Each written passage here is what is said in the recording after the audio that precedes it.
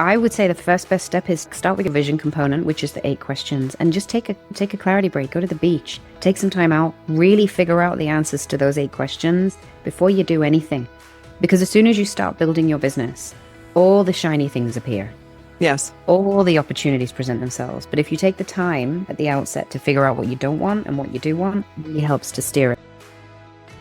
Well, hi there, and welcome to Side Hustle Hero, the show that is laser focused on inspiring you to start or to scale your side hustle income streams. I'm your host, Joan Posivy. You may have heard of or know quite well the term EOS, the Entrepreneurial Operating System. But usually it's in the context of big companies with leadership teams and boardrooms. But as it turns out, it doesn't have to just live there. Essentially, EOS is a framework for running your business. Last year, I began to test it out, adapting the core EOS tools to run Side Hustle Hero. And I was pleased by how well it transferred to a side hustle. With so many balls to juggle, it forced me to gain clarity on where I needed to be spending time. And it pushed the truly important work into my calendar instead of letting it just sit in my head. So by using it, I've become more productive. Joining us today is Rani Dabrai, the only EOS implementer in Ireland. As an implementer, she helps businesses adopt and execute the Entrepreneurial Operating System. I ask her specifically about how these concepts and tools can work when you don't have a large team or it's not a full-time business, but you still want the results that it can deliver. Very early on in our conversation, Rani walks us through a 2-page document called the VTO, Vision Traction Organizer. Once you complete that, I've dropped a link to it in the show notes, you'll have a clear, exciting framework for your side hustle success. Now here's my conversation with Ireland's EOS implementer, Rani Dabrai. Hi, thanks for having me. It's great to be here. Generally, when I hear somebody talk about EOS, they work for or oversee a large to mid-size organization. Why do you feel it's also an effective system to follow for someone wanting to start or scale their side hustle? So what's interesting about when I'm implementing EOS with these kinds of organizations that you're talking about is that after a certain period of time, people start to say, hey, this would be really cool even to run my family on. Or my kid is using this to do his little startup in school. And I can tell you that since I became an implementer, I had 2 other startups. And because I'm an implementer, I had the privilege of being able to start them day one on EOS. Why I think it's applicable is that as you know about EOS, it's all about strengthening the 6 key components of your business. The first key component is vision. And I think that no matter what you're doing, you have to be really clear on your vision. Absolutely. Well, if I'm thinking of starting or growing my side hustle and I'm hearing this about EOS and I'm thinking, okay, this makes sense. I think this is something that I should implement. Where would I even start? What would be my first step? Articulating that vision or? Yeah, so from a side hustle perspective, for sure. So I would say the vision, which is there's a 2-page document called the VTO, the Vision Traction Organizer. Okay. If your listeners read, there's a book called Traction, it's written by Gino Wickman. It's a non-fiction book. If people prefer to read a fiction, like a fable style, if you absorb stories better, the other book is called Get a Grip. So depending on your reading style, your learning style, read the book. And then I would say the first best step is to start with your vision component, which is the 8 questions, and just take a clarity break, go to the beach, take some time out, really figure out the answers to those 8 questions before you do anything. Because a lot of those questions will help you really articulate your automatic declines. So they'll make your decisions for you for the future. You're going to articulate what you're saying yes to and no to, so that when stuff comes at you, because as soon as you start building your business, all the shiny things appear. Yes. All the opportunities present themselves. But if you take the time at the outset to figure out what you don't want and what you do want, it really helps to steer it. Can you give us a couple of examples of the 8 questions? Are they helping you articulate your vision?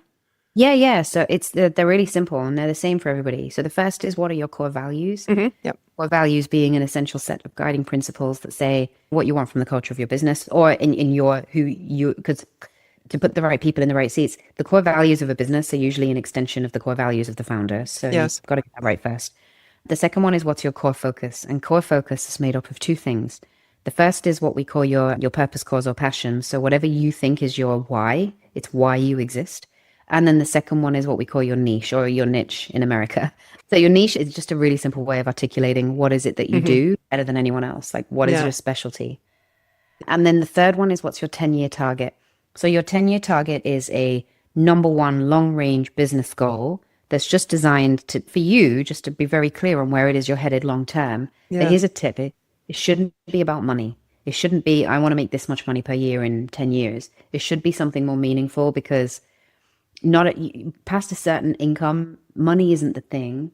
Fulfillment, happiness, all of those things are more important. So for instance, is it about, I have a team that I work with and they make a sustainable product.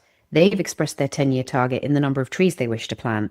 And they can track that metric because they tie it directly back. They plant 1 tree per product they sell. Okay. So they make that work on their scorecard, their measurables.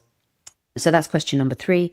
The fourth question is, what's your marketing strategy? And your marketing strategy is basically just super simple. It's getting you on the same page with everyone that you meet and getting clear with yourself about your target market. So your demographic, your geographic, and your psychographic profile of all of the people that you should be laser focused on selling and marketing to. Okay.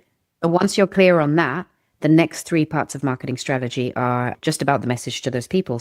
Once you're clear on your marketing strategy, you then move to your 3-year picture. Your 3-year picture should not be a detailed 3 to 5 year strategic planning process, because it's possible to do that. Your 3-year picture is literally, some people call it visualization. It's very much, you're just painting a picture. What's life going to look like in 3 short years from now on the way to that 10-year?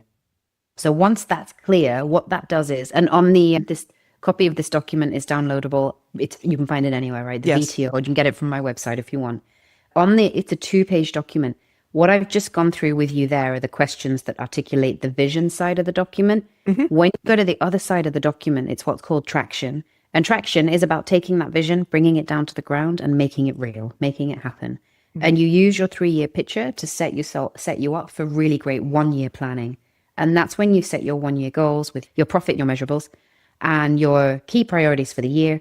You use that then to answer the 7th question, which is, what are your quarterly rocks? They're your 90-day priorities. Okay. And then the last question is the one everyone shies away from, but it's about getting all of the objections, the problems, the challenges out into fresh air, making a list of them. And we call that what's on your issues list. Okay. So that could be competition or lack of resources. You want to look at things that you can control. So it's not a SWOT analysis as such, but it's more if you're growing past a certain size, maybe one of your issues is that you haven't got an effective CRM.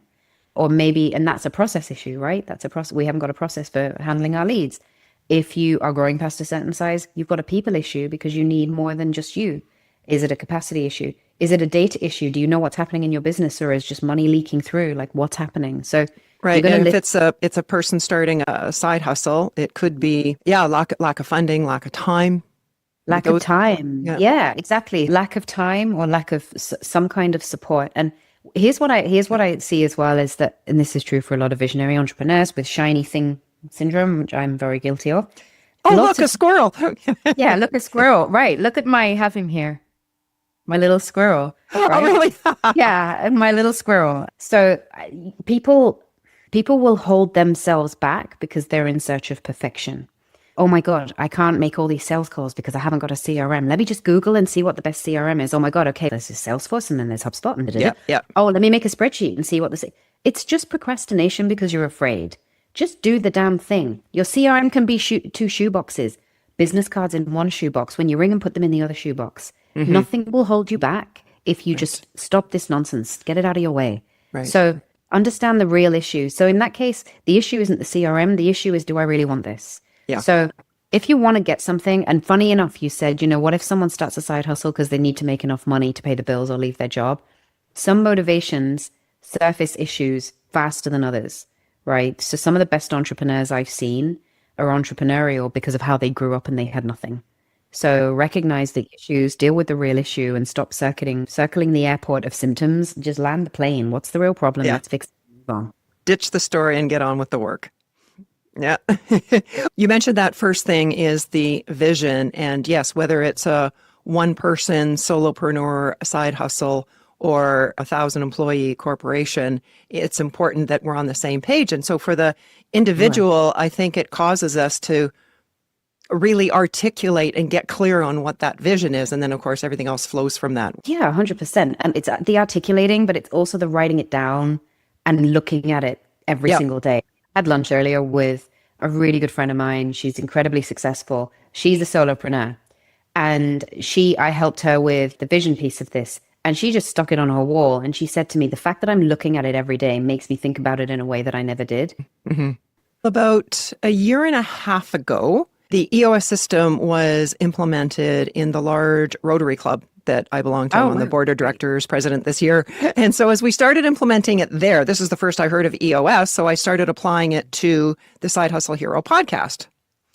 And it's one thing for an entrepreneur to articulate that vision and do the vision traction organizer and create the rocks, but that doesn't get the work done. And you mentioned the word accountability. So I'm wondering what's the best way for a solo entrepreneur to hold themselves accountable since they don't have that leadership team to report to?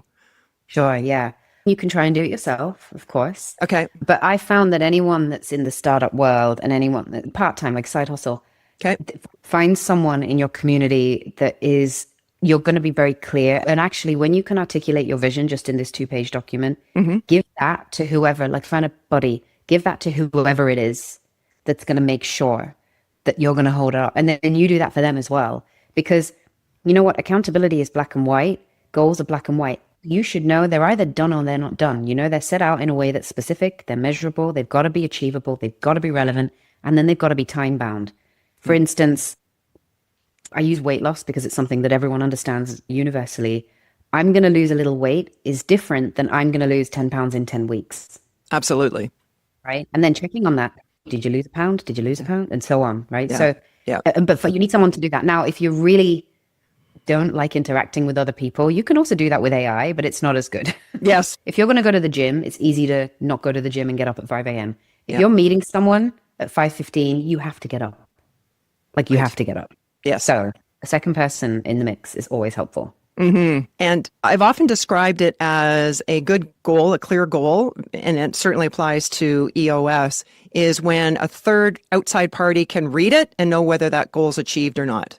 Absolutely. It's very clear if 10 weeks, we know what the date is, 10 pounds, we know that from a scale. But if I'm going to lose a little bit of weight, who knows? Yeah, exactly. I lost a little bit of weight. I lost a micropound, no problem. Yeah, I agree. I gained 2 back too, but I lost the one. I gained 2 back. Net result. So when we're setting goals with EOS and when we're setting rocks, that's exactly what we do. And I always tell my teams, I'm just the girl with the marker pen and the whiteboard. You can tell me done or not done. There isn't an in between. 95% done is still not done. So you tell me where you want to be. What does future you want to achieve this time in 10 weeks, in 12 weeks, or whenever it is? But you know what? It's cross-laid. So when you set with EOS anyway, and this is useful for your listeners, it's not just about, like you actually just said it, if I lost a pound but gained 2, we've defeated the purpose.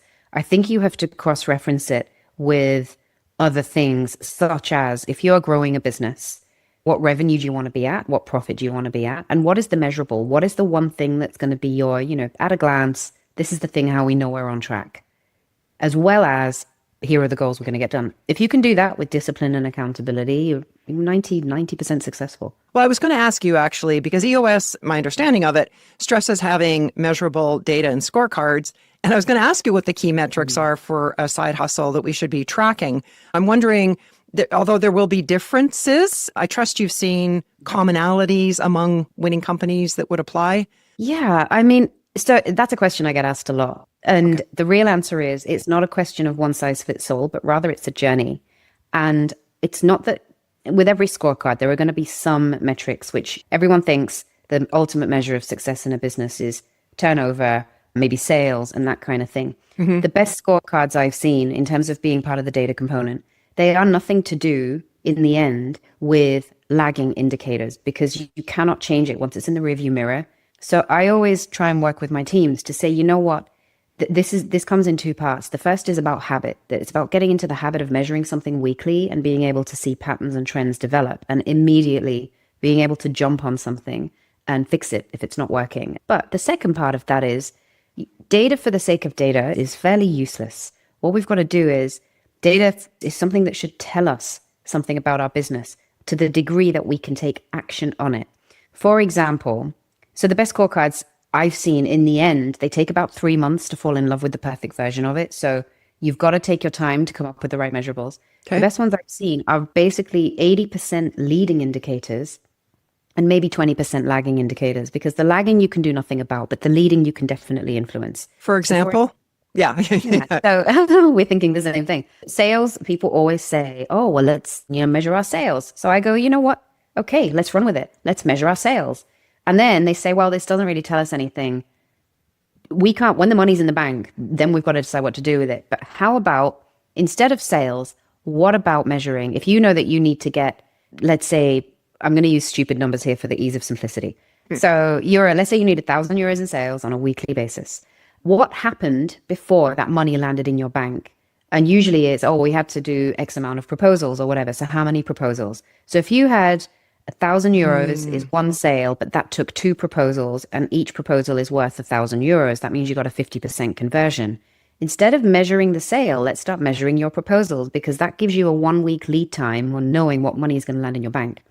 So good. But before proposals, then I'll say to them, okay, now you've measured that for maybe 4 or 5 weeks. What happened before the proposal? Oh, there was appointments. They made appointments. And the proposal is a mark of whether they showed up or not, their presentations. Okay, so for every 2 proposals and presentations you send out, how many appointments? And people usually say something in the region of 5, because 1 cancels or 2 cancels, 2 don't work out, but 2 are guaranteed, or 3 happen and then 2 turn into proposals. So let's say 5, right? So then if you measure the number of appointments, and for argument's sake, let's say this is week by week, all of a sudden, if you've got 5 appointments, because you know your business, in 3 weeks, you're going to get $1,000 in the bank if you just follow the process. But let's do this one step further. What happened before the appointments? Oh, you know what? We got an article printed in the newspaper that got the phone to ring. Okay, or a Google, like a blogger wrote about us, or in Instagram or whatever. Okay, great. Was that one? Why? Well, okay, so if you measure that, so if you knew someone was going to write about you, if you measured that, again, you've got a 4-week lead time. Then all of a sudden you can start to change this, because then what if you got 2 articles? Or, and I'm saying newspaper, that shows my age, right? But what if you've got 4 influencers? Then all of a sudden, guess what? You 4x this little button here, you turn the tap up here, and guess what? More water comes out the other end. Right. But you can't do that unless you take the time to measure, get into the habit of measuring and not be afraid of it, get into the numbers, and then B, drill into the thing that came before the thing you're measuring. And so for me, this is a really long-winded answer to what was a simple question. I get it, right? But the best scorecards in the world that I have seen with my teams are the ones that measure things that are completely crazy, that they would never have thought of measuring. One of my teams, they fit kitchens. They're like, these kitchens cost a lot of money, like 150 grand, right? Whoa. But they get their business through different interior designers. Yes. Because they refer them to their clients. Yeah. So how many times did they take interior designers out for lunch is something they measure. Right. Yeah. Right? Mm-hmm. Because that's something they can control. Mm-hmm. And the point of a scorecard is not to measure the stuff you can't control. The point is to be able to measure something you can influence. So data for data's sake, not enough. What you do with the data, that's far more important. That's brilliant, Rani. Honestly, because so many people, and I get that, are tracking things that have already happened. But I love your idea of really just keep backing it up to the source of why has this number landed in front of us. Yeah. And the thing is, tracking things that have already happened sometimes feels great because you see tons, like a sea of green. Tracking the stuff that you need to do can feel a bit uncomfortable because you've got to get up and do it. That's right. Yeah. Entrepreneurship is lonely. But the other thing is, this goes all the way back to accountability. So let's assume that this is more than just you. And you said you implemented in your Rotary Club. So let's assume this is a few different people. Yes. Imagine a scorecard where every single person has got 2 things that they've got to drive on a weekly basis that's in their control. Mm-hmm. When taken in combination, if there's 8 people involved, that's 16 things that are happening on a weekly basis that positively drive things forward. And they're all 16 completely different things. But the net result, the complicated and beautiful formula at the very end, is that we get what we want from our business. Mm-hmm. So it's a combination. And I like that focus on the basically action items. Control the controllables, yeah. Yeah. So what would you, when you call those 8 things or 16 things that we're going to be doing, those aren't the rocks, because the rocks are objectives. Yeah, they're measurables. Okay. So rocks are 90-day business priorities. Okay. That's the way to think about a rock. And a 90-day business priority is 25% of any given year, because a year consists of 4 quarters. So a rock is something you should do in a quarter. And sometimes people get kind of hung up on this 90-day thing. Look, the fact of the matter is, with every business, you're going to have some long quarters and some short quarters. So although we call it a 90-day business priority, it's not about the number of days. It's about like the bubble of time. Yes. This is where we start and that's where we end. What matters is not the date and the arbitrary number of days. What matters is that we hold ourselves accountable in between, and we are taking a pulse every single week.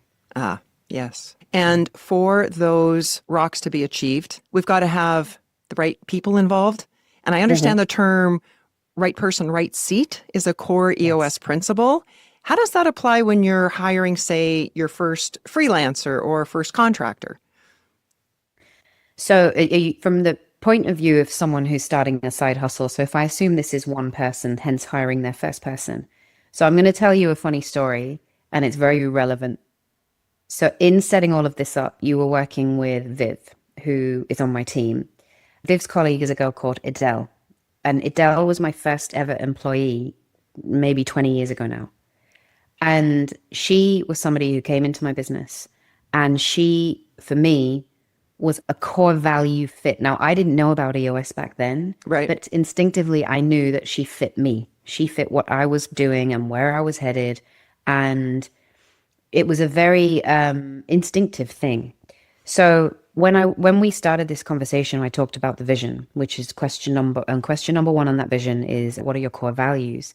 When you take the time and the trouble to articulate the stuff that you've really, it's been unspoken in you, it's just, you just know these are my values. Put the words around it. When you hire, right person means find a person who fits those core values. Because inevitably, if you put people around you that are exhibitionists of your anti-values, no matter how good they are at their job, they're not going to fit and they're not going to go the distance. And in fact, they'll be quite toxic. And I've seen, it's quite sad, but I've seen many, many startups and businesses fail because they're saying, I can't seem to find the right people. And the mistake I think people make is they go for the qualifications. They look for the person really, really great at the job. But if they're not a core value fit, forget it. Yeah. And when you have a side hustle, you've probably got a full-time gig as well. So every minute is super precious. Absolutely. You don't want to spend any of those minutes with someone who's not a core value fit. And it's actually very easy to establish that once you take the time and trouble to articulate it. So did you have her do that and she ended up with the same values as you?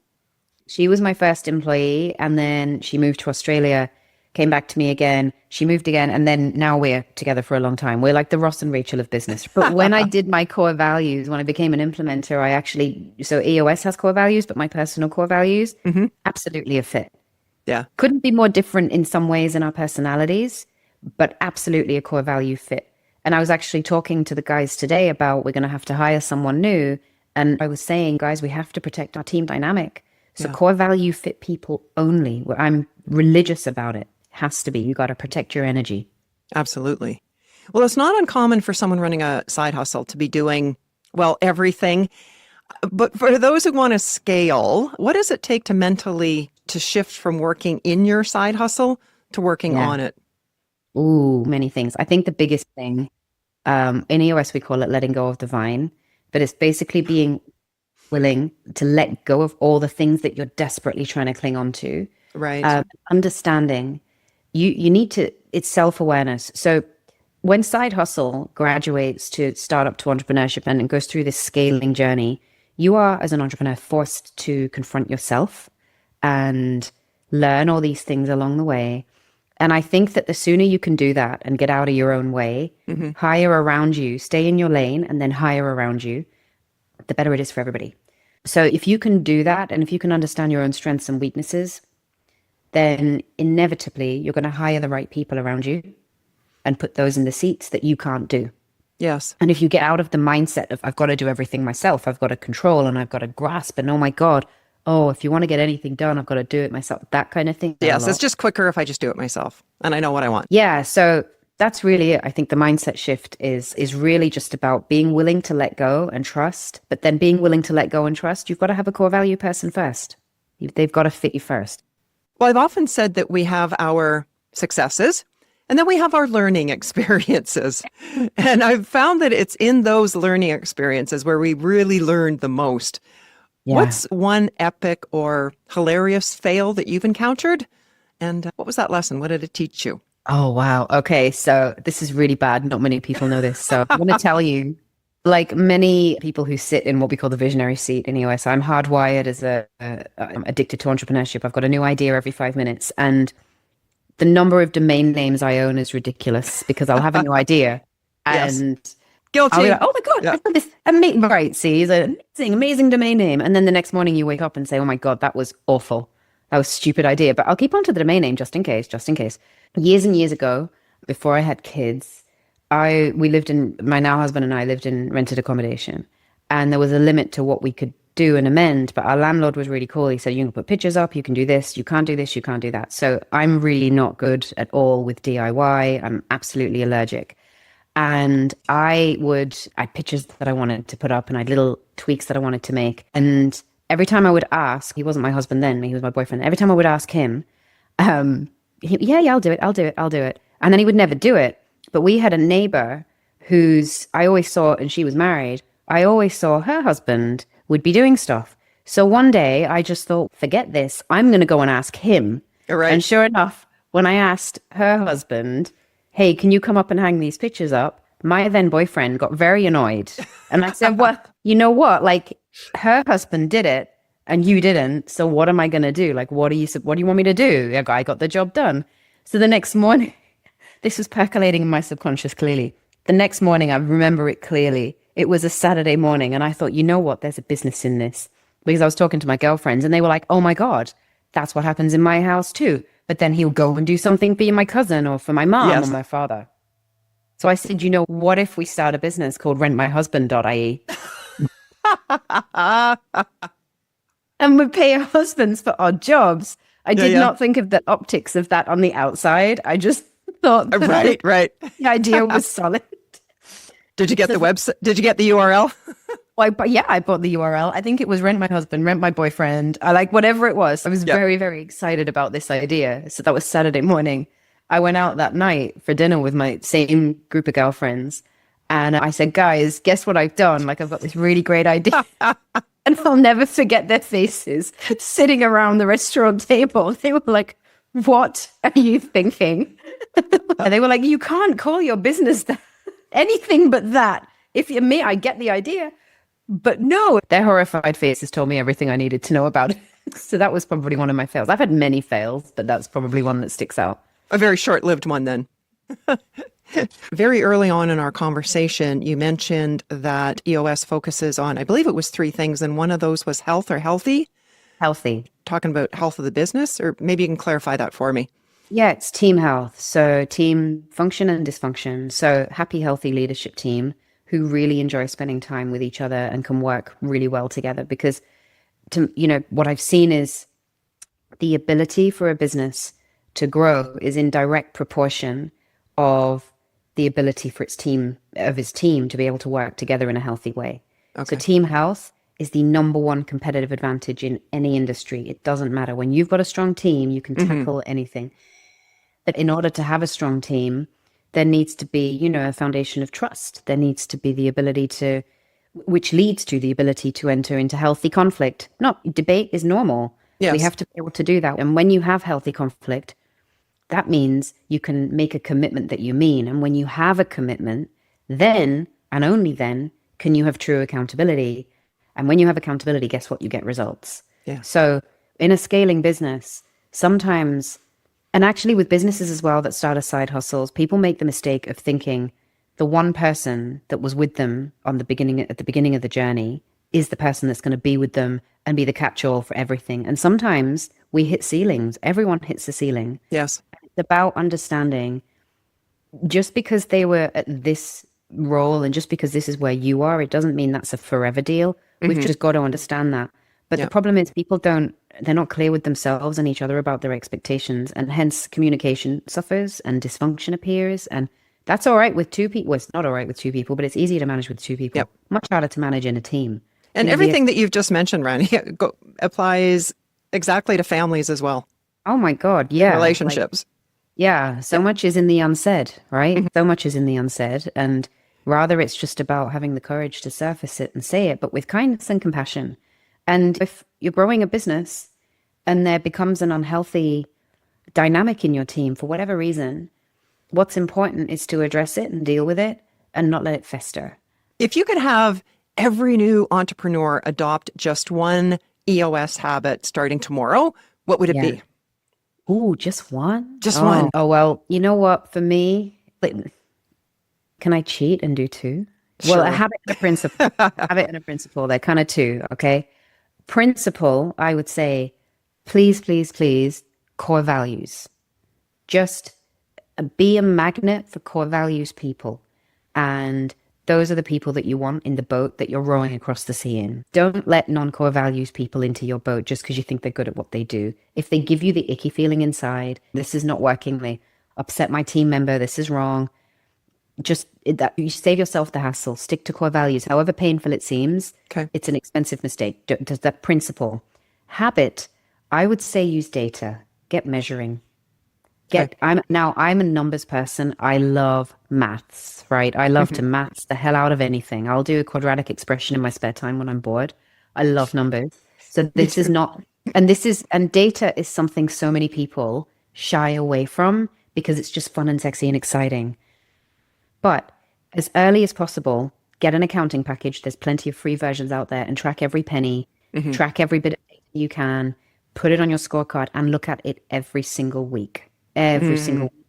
And in EOS, one of the key habits we teach for bigger teams is one thing we call the level 10 meeting. It's just when you're going to have a meeting with your team every week. If you're a solopreneur, you're not going to have a meeting with someone else every week, but you have the meeting with yourself. Yes.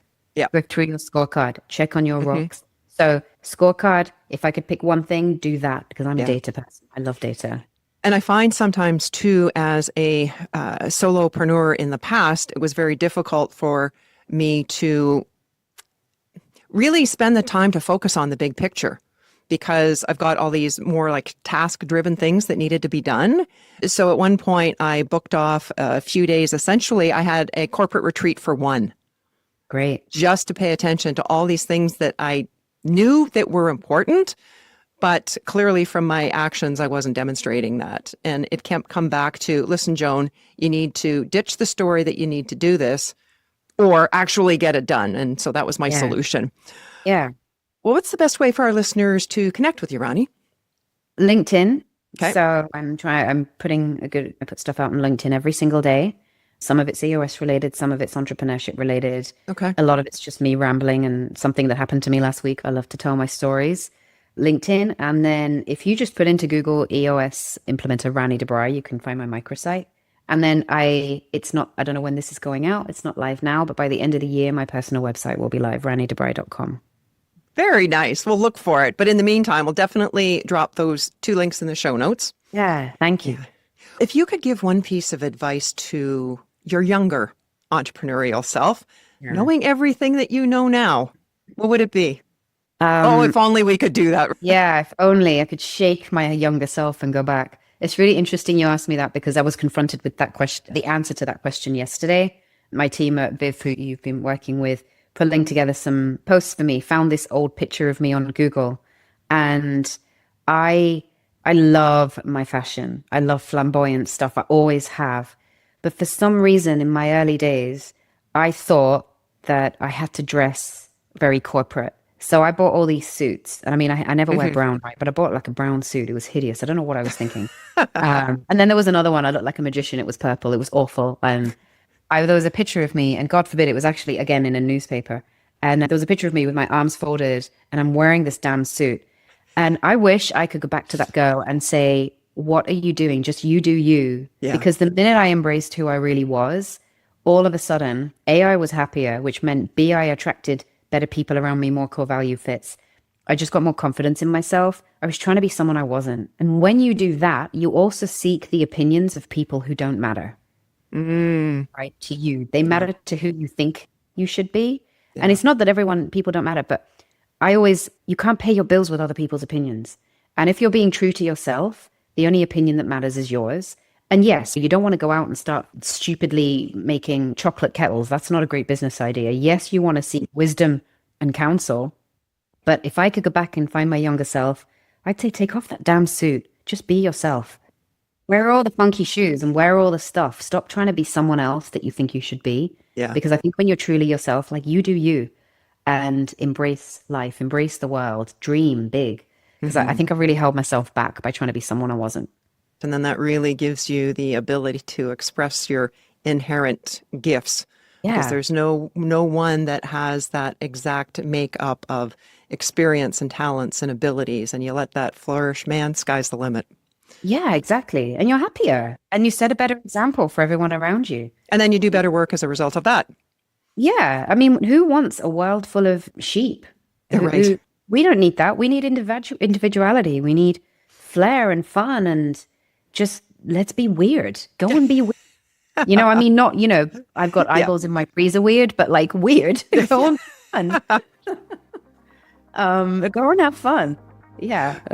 Well, thank you so much, Rani, for your insights and sharing your expertise in the world of EOS and sharing how we can apply the principles to start and grow amazing side hustles. And of course, thank you for being today's Side Hustle Hero. Oh, thank you for having me. Such a pleasure. Thanks, Joan. In the show notes, along with Rani's links, I've added a direct link to the official EOS website where you can download the VTO, the Vision Traction Organizer. That's the 2-page document with the 8 questions Rani walked us through. If you find it hard to carve out the time to complete it, I strongly recommend treating it like an event. Instead of a when I have the time task, block off a weekend or a couple of evenings in a row to get a good start, whatever fits your life. Getting those answers out of your head and onto paper gives you a clarity that you simply can't access when it stays in your mind. And like Rani's friend did, put it somewhere visible.